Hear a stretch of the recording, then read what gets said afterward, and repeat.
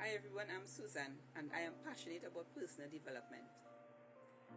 In the last 3 years, I've discovered the importance of personal development to an individual. Lack of personal development could affect you in many ways negatively. And developing yourself in the personal development area, you can definitely become the best version of yourself. And I've discovered that, and after I discovered that, I decided to really put it into practice and develop myself by reading books, listening to certain audio tapes which are motivational and inspiring. And of course, I'm associating with a group of people that is encouraging me on this journey. You know, they say the power of association is important. Say, show me a friend and know who you are. So I associated with a group of people, and that started my journey into personal development. So I decided to record my journey. And also I decided to do these videos where I can overcome the fear of speaking to persons looking at myself into the phone.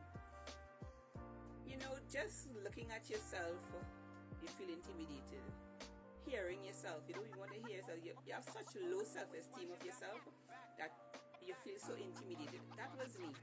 So I decided, they say, the thing that you fear the most, do it. So that is me. I took the bull by the horn and I decided to video my journey. So when I look back, I can definitely have a track record to show where I came from. So I started to share my personal development journey, and in the form of my life story.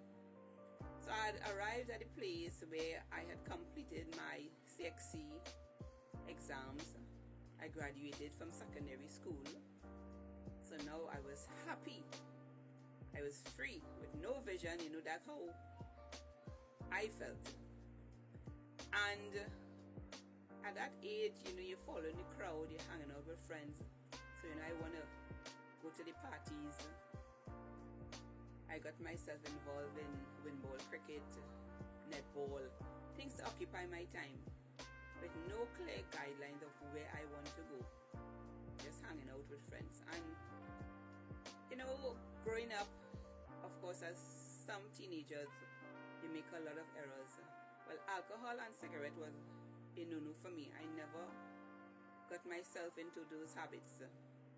But, definitely lacking a father in your life, you tend to look for a father figure. I know in the area of love, you're seeking it in the wrong places. And, you will do some silly things. And looking back at my journey, of course, I did things, but now they say, your past cannot define your future. So here am I going forward and trying to leave the right information towards my grandchildren and to impact the lives of my children positively. So as I continue, eventually I got a job. It was a food outlet. I think this place called Pizza Boys at the time, which is now Mario's, I believe. And I did that for a while. And going along, life was miserable, as I would say. It was not the perfect life. They would wonder what time. Well, I would wonder, why was I born? Sometimes it was so, it felt so horrible. You have no purpose. You have no hope. Nobody to encourage you. And eventually, well, as years passed, I eventually started in a church. I remember the time when we had the coup. It was 1990, and the neighbors that I lived next to, they invited me to come along to the church that they attended, because at that time I had a yearning for God.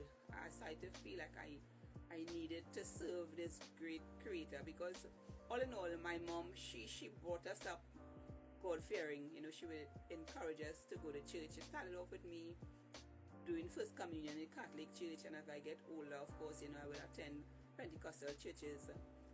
And one of her brother-in-law, he was a pastor, and I would attend Sunday schools. And I always had a love for God. And started to get that yearning for God, and I started to attend that church at the time, and that was a whole new journey for me. So as I went along, I got baptized into that church. My mom, she wasn't pleased because of where it was, because the church in itself had a stigma on it. So, but I wouldn't go further. I don't want to make it too long, but I will continue to share that part of my journey as I continue.